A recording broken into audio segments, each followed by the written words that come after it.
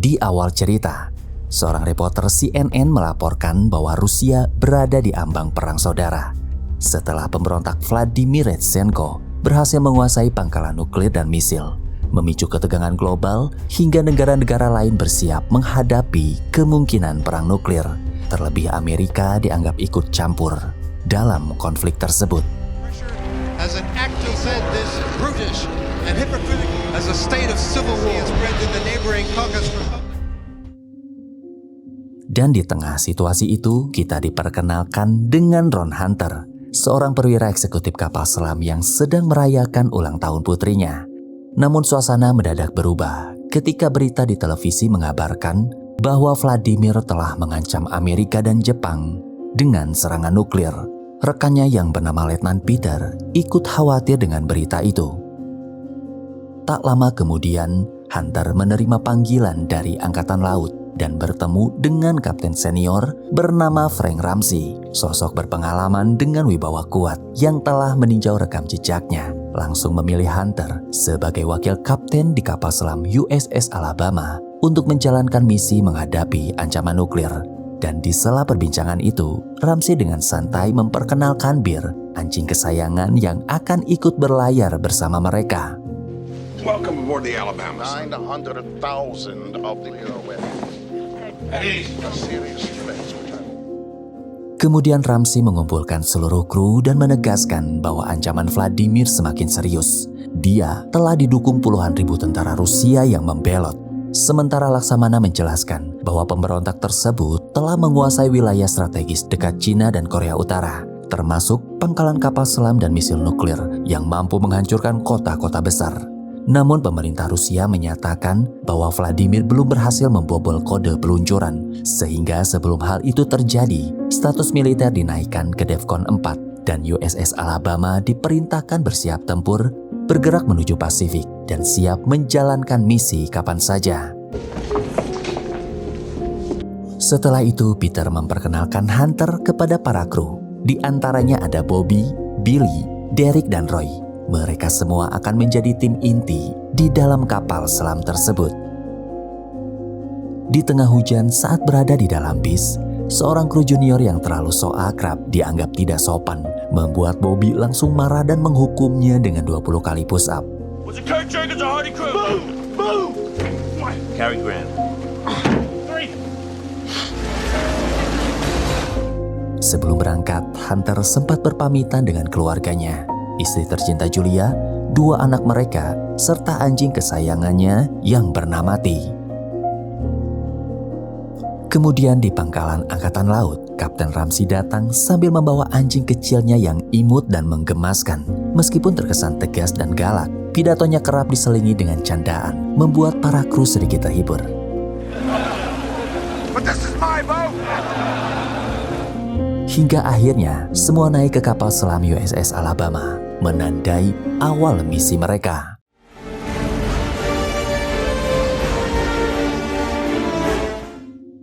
Sebelum kapal menyelam melihat Hunter yang tampak tegang, Kapten Ramsey mengajaknya bersantai sambil mengisap cerutu. Ia mengatakan, setelah ini mereka tidak akan menghirup udara luar selama beberapa hari ke depan. Saat matahari mulai tenggelam, Ramsey menyebutkan bahwa momen itu sebagai bagian favoritnya, sesuatu yang tidak boleh dilewatkan. Setelah percakapan singkat itu, perlahan kapal pun mulai menyelam ke dalam laut. Begitu masuk ke dalam, suasana langsung berubah. Di sana ada aturan ketat yang harus dipatuhi. Setiap perintah dari Kapten Ramsey harus melalui Hunter sebagai perwira eksekutif sebelum diteruskan oleh kepala kapal yang bernama Cobb kepada seluruh kru. Semua berjalan dalam rantai komando yang disiplin, memastikan setiap instruksi dijalankan dengan presisi tanpa celah.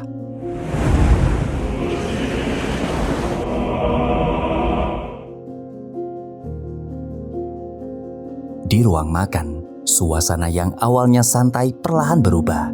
Percakapan mereka berkembang menjadi adu prinsip. Ramsey tampil tegas, penuh keyakinan tanpa ragu. Sementara Hunter lebih tenang, penuh pertimbangan, namun tetap kukuh pada pendiriannya. Perdebatan pun mengarah ke isu perang nuklir. Ramsey fokus pada satu hal, menghancurkan lawan sebelum diserang. Sedangkan Hunter melihat dampak yang lebih besar, bahwa perang nuklir hanya akan menghancurkan semua pihak. Dari sana, Ramsey mulai menyadari mereka berdiri di dua sisi pemikiran yang tak akan pernah sejalan. Di hari ketiga, di ruang tidur kapal selam yang sempit, para awak sempat bernyanyi dan berjoget untuk melepas penat. Namun suasana mendadak berubah saat kebakaran muncul dari dapur, hingga memicu kepanikan. Hunter pun turun langsung membantu memadamkan api.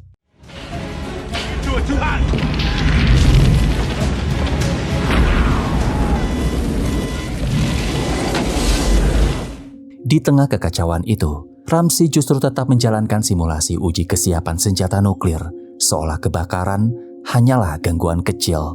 Hunter yang masih khawatir api bisa kembali menyala sempat heran dengan keputusan itu. Namun dengan terpaksa, ia tetap harus meninggalkan lokasi dan mengikuti simulasi. Dalam prosedur peluncuran senjata nuklir, semuanya diawali dengan alarm peringatan. Setelah itu, mereka menerima pesan darurat dari pusat komando. Pesan tersebut tidak langsung dijalankan, melainkan harus dicocokkan terlebih dahulu dengan kode rahasia yang tersimpan dalam alat otentik di dalam brankas besi. Karena tanpa kecocokan itu, pesan bisa saja merupakan manipulasi dari pihak musuh. Hanya jika kode tersebut benar-benar sesuai, barulah peluncuran nuklir dapat dilakukan. Hingga simulasi selesai dan seluruh sistem dinyatakan siap. Namun, kebakaran yang sebelumnya diabaikan itu justru menelan satu korban jiwa. Melihat situasi itu, Ramsey seolah menjadi playing victim yang tiba-tiba menuding Hunter menyalahkannya atas kematian awak kapal. Dengan tetap tenang, Hunter pun berkata bahwa itu murni kecelakaan dan tidak pernah menyalahkan siapapun. Seolah ingin memancing emosi, Ramsey mulai mencari kesalahan Hunter mengungkit keterlambatannya dalam simulasi. Hunter mulai terpancing, lalu berkata bahwa dalam situasi seperti itu, dia memilih memadamkan api daripada mengikuti simulasi. Dengan sikapnya yang manipulatif, Ramsey membuat aturan demi menjaga kepercayaan dan kesatuan komando. Setiap ada perbedaan pendapat, jangan dibahas di depan kru. Hunter pun setuju dan saat mau pergi, Ramsey kembali berkata, korban bukan tewas karena api, melainkan akibat dia panik. Hunter memilih diam, lalu pergi.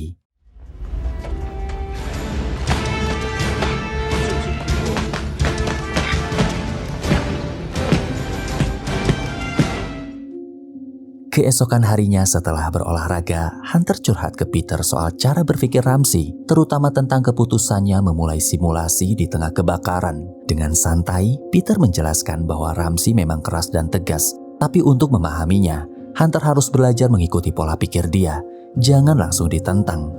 Bukannya ditanggapi serius, Hunter malah bercanda ngeliat Peter yang lagi nyetrika celana dalamnya.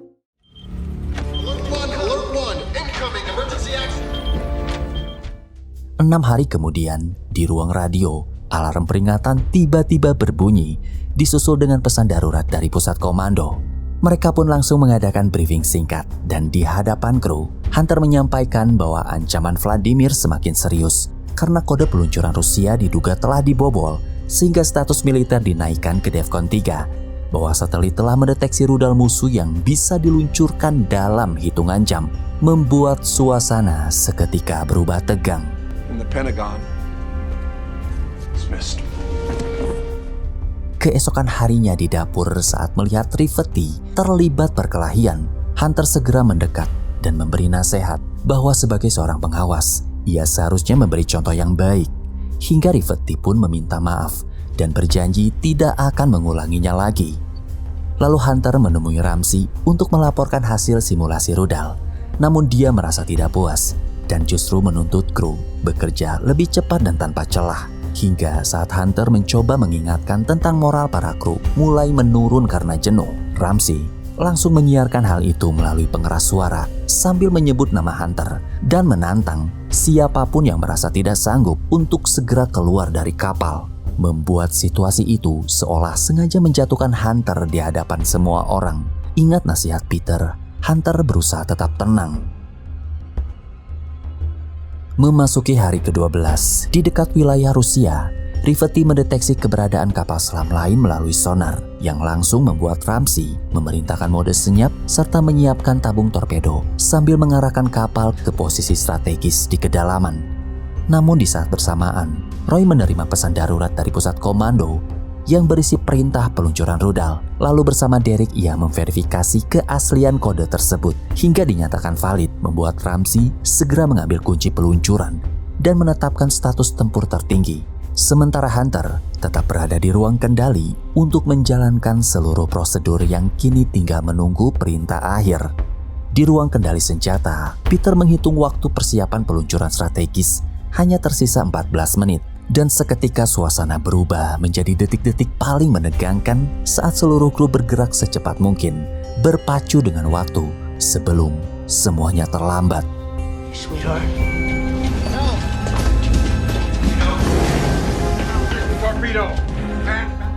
Di ruang radio, komunikasi tiba-tiba terputus sehingga kapal sepenuhnya kehilangan kontak dengan pusat komando. Dan meski sempat mempertimbangkan menaikkan antena ke permukaan, Ramsey mengurungkan niat karena resiko terdeteksi yang terlalu besar. Sementara itu, Rafferty mengidentifikasi target sebagai kapal selam Rusia kelas Akula, salah satu yang paling mematikan. Sehingga sebelum musuh menyadari keberadaan mereka, meski harus mempertaruhkan hilangnya komunikasi dengan pusat, Ramsey justru memilih menyelam lebih dalam ke kegelapan laut untuk tetap bersembunyi. Di tengah situasi itu, lewat pengeras suara, ia mengambil alih kendali penuh dan bersikeras tetap siap meluncurkan nuklir meski tanpa perintah lanjutan dari pusat komando. Sebuah keputusan yang perlahan mengubah ketegangan menjadi ancaman yang jauh lebih berbahaya.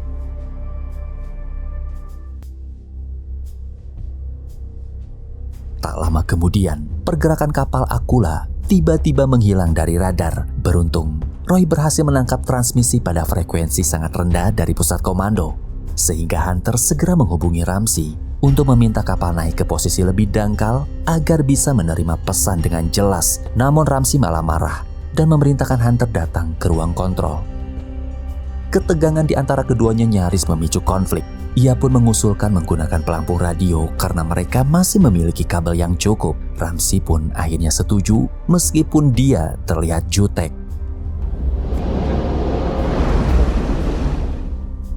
Di tengah upaya itu, tekanan air menyebabkan tali dari pelampung radio mengeluarkan bunyi cukup keras yang beresiko mengungkap posisi mereka, sehingga terpaksa segera dihentikan. Celakanya, kapal Akula terdeteksi berbalik arah dan mulai mendekat hingga 2 torpedo diluncurkan menuju posisi mereka. Sonar 3,000 yards and close. Hang on your ass, gentlemen. Bearing 070. 3,000 yards and closing fast. Memaksa kapten segera pacu mesin ke kecepatan maksimum. Namun, karena tidak dapat mengimbangi kecepatan torpedo, Ramsey memberi perintah luncurkan alat pengelabu. Begitu diluncurkan,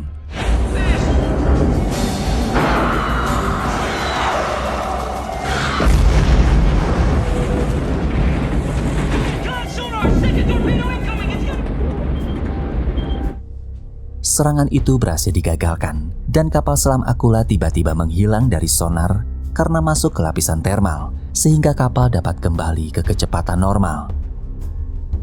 Pusat komando sempat mengirimkan transmisi yang terputus, membuat Hunter langsung mendesak Ramsey untuk menunda peluncuran karena bisa saja itu perintah pembatalan. Namun Ramsey menolak mentah-mentah dan menganggap itu sebagai tipu daya musuh. Perdebatan pun meledak saat Hunter meminta kapal naik demi mendapatkan sinyal yang jelas, tetapi Ramsey justru membentak keras. Shut the fuck up! Dan di titik itu, Hunter menolak menandatangani perintah peluncuran, memicu kemarahan Ramsey dan memerintahkan Cobb usir dan kurung dia. Membuat Cobb terjebak di tengah mereka karena aturannya, tanpa persetujuan Hunter, perintah tidak bisa dijalankan. Sehingga Hunter membalikkan situasi, menahan Ramsey di dalam kabinnya, dan terpaksa Cobb pun menjalankan perintah itu.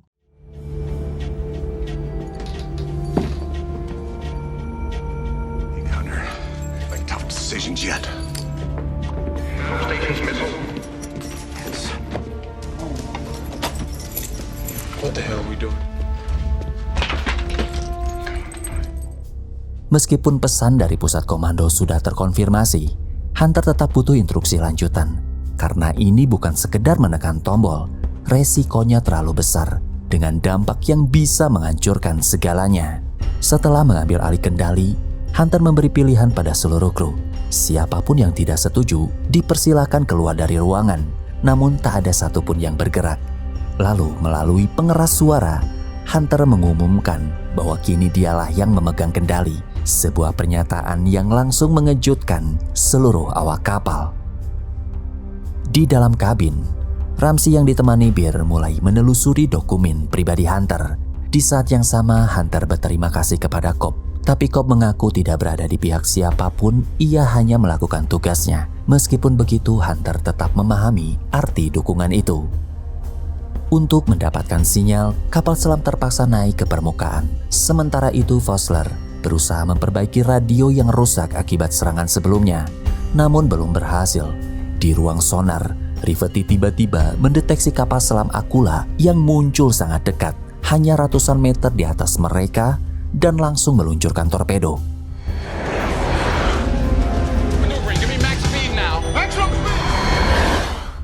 Torpedo melesat cepat, nyaris menghantam. Saat di detik terakhir, barulah alat pengelabu diluncurkan.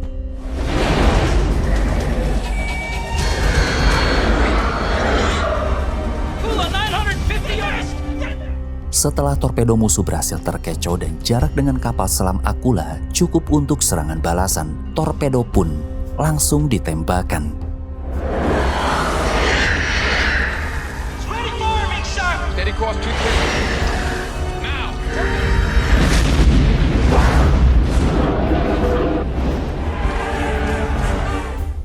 Begitu menghantam target dan berhasil, mereka bersorak gembira. Namun di tengah kebahagiaan itu, tanpa diduga musuh telah lebih dulu meluncurkan torpedo terakhir yang kembali mengarah ke mereka.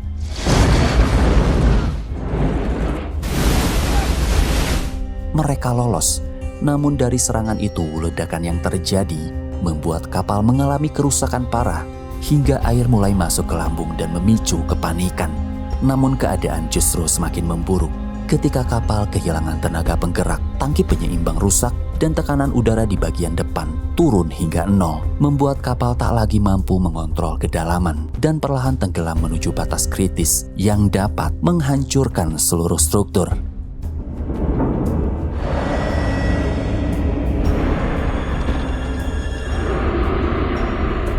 Passing 1,650 feet.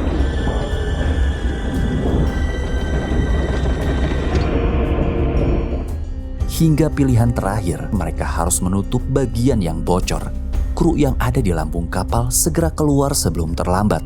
Namun, 3 orang masih terjebak di dalam. Perintah itu tetap dijalankan, dan Palka akhirnya ditutup, meninggalkan mereka yang tidak sempat keluar.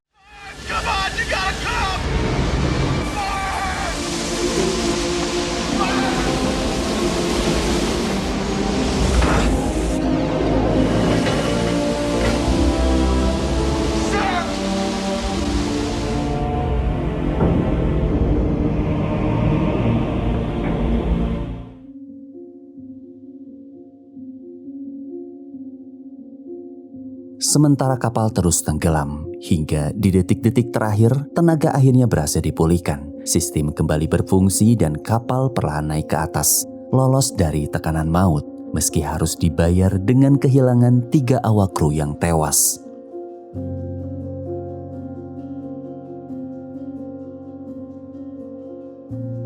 Di tengah kesempatan itu, diam-diam Bobby pergi untuk membebaskan Ramsey.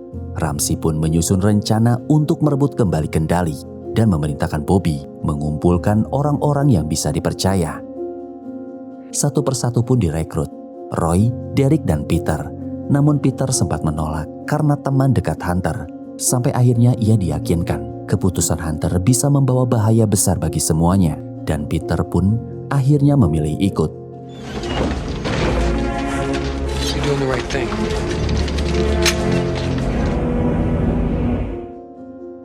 Tak lama kemudian listrik kembali menyala, komunikasi pun pulih. Namun ada yang janggal saat Hunter memanggil Roy, yang menjawab malah Vossler. Kecurigaan langsung muncul, Hunter memerintahkan pencarian. Di sisi lain Roy dan timnya berhasil melumpuhkan 2 penjaga dan Ramsey pun berhasil bebas. Tapi Hunter tak tinggal diam. dia bergerak cepat menemui Rivety dan menitipkan kunci akses kapal sebelum Ramsey benar-benar mengambil alih kendali. Langkah berikutnya dia menemui Vossler agar segera memperbaiki radio, karena satu-satunya cara menghentikan rencana peluncuran nuklir adalah kembali terhubung dengan pusat komando. Namun saat Hunter tiba di ruangan kontrol, semuanya sudah terlambat. Caught up in this thing. Sir, propulsion has been restored. Setelah Hunter menyerahkan kunci brankas, Ramsey memerintahkan semua orang yang memberontak ditahan di ruang perwira. Dan sebelum pergi, Hunter sempat melihat Peter berdiri di pihak lawan, membuat ia kecewa. Di saat kapal hampir mencapai permukaan demi menangkap sinyal, Ramsey justru memutar arah, turun ke kedalaman 150 kaki. Tanpa banyak pertimbangan, dia mengumumkan kepada seluruh kru bahwa mereka akan kembali menjalankan perintah awal dari pusat komando, meluncurkan rudal nuklir demi mencegah serangan ke Amerika. Untuk menggantikan Hunter, Roy terpilih menjadi wakil kapten. Dan saat itu juga, hitungan dimulai 15 menit menuju kehancuran. In the absence of further radio communicated orders issued by our commander-in-chief capability. Di ruang kendali senjata, sebuah tanggung jawab besar jatuh ke tangan Peter. Dialah yang akan menekan tombol nuklir. Di situ Peter mulai gelisah dan ragu dengan keputusannya ikut di pihak Ramsey. Sementara di ruang tahanan, Cobb sempat meluapkan emosinya. Ia kesal karena telah mendukung Hunter. Namun Hunter menjelaskan, ini bukan keputusan biasa. Taruhannya adalah bencana nuklir yang bisa merenggut ratusan nyawa dan meninggalkan radiasi. Karena itu konfirmasi dari pusat komando sangat penting. Tak lama kemudian, Rivety datang langsung melumpuhkan penjaga, lalu pergi mencari seragam agar bisa menyusup tanpa dicurigai, dan berhasil mengajak Davis untuk ikut bergabung. Di tengah situasi itu, waktu peluncuran tinggal 3 menit 30 detik, palka rudal perlahan mulai terbuka. Hunter segera menghubungi Peter, memperingatinya agar tidak menekan tombol karena hanya dialah yang memiliki kode akses. Di momen itu, Peter semakin dilema, terjebak di antara perintah dan keyakinannya sendiri. Hunter lalu menghubungi Vossler, namun saat ditanya berapa lama lagi radio bisa diperbaiki, dia malah menutup telepon. Situasi makin kacau. Hunter pun secepatnya menuju ruang kontrol. Hingga waktu pun habis. Rudal siap diluncurkan. Missiles at 1SQ. Peter hanya diam, tak sanggup menekan tombol pemicu. Merasa ada yang tidak beres, Ramsey segera mengaktifkan kunci kendali dan tidak boleh ada yang mencabutnya. Biar begitu tombol ditekan, rudal langsung meluncur. Dia pun pergi menyusul ke ruang Peter. Webs? 1SQ, we're ready. Di sisi lain, mengetahui rencana itu, Hunter justru tidak mengikuti Ramsey, namun ia pergi ke ruang kontrol dengan satu tujuan, mencabut kunci tersebut. Sesampainya di sana, saat Peter menolak membuka kotak tombol, Ramsey langsung menodongkan pistol. Namun karena hanya dialah yang mengetahui kodenya, kru lain jadi sasaran, hingga memaksa Peter untuk membuka kotak tersebut. Dan begitu terbuka, Ramsey nyaris menekan tombol. Hunter.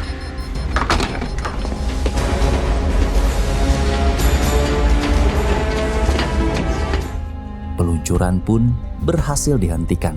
Hunter langsung membawa kapal naik ke kedalaman periskop untuk memantau situasi dan terhubung kembali dengan pusat. Namun resikonya kapal berada di titik target musuh yang memiliki waktu 9 menit sebelum Akula Rusia bisa meluncurkan rudal. Ketika Vossler memberi kabar bahwa radio hampir aktif, Ramsey sudah semakin dekat. Ia mengepung ruangan kontrol, memukul Hunter dan memaksanya menyerahkan kunci rudal. Namun Hunter menolak. Dia justru mengalungkan kunci itu ke lehernya, berusaha mengulur waktu. Dan tepat saat itu, Vossler akhirnya mengabarkan radio berhasil diperbaiki. Ramsey pun memberi batas waktu 3 menit. Jika gagal terhubung ke pusat komando, maka peluncuran rudal tidak bisa dibatalkan lagi.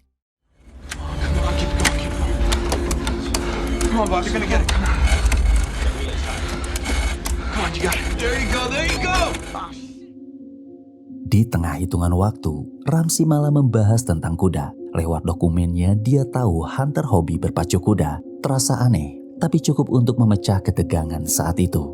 Hingga akhirnya, radio terhubung. Alarm berbunyi, pesan darurat masuk.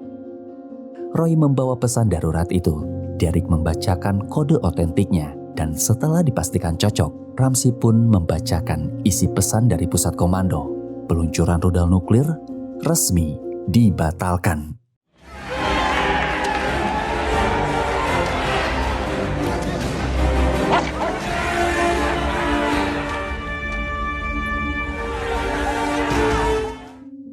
Dengan perasaan malu, Ramsey menyerahkan kendali sepenuhnya kepada Hunter. Ia pun langsung pamit pergi, hingga misi pun dinyatakan berakhir.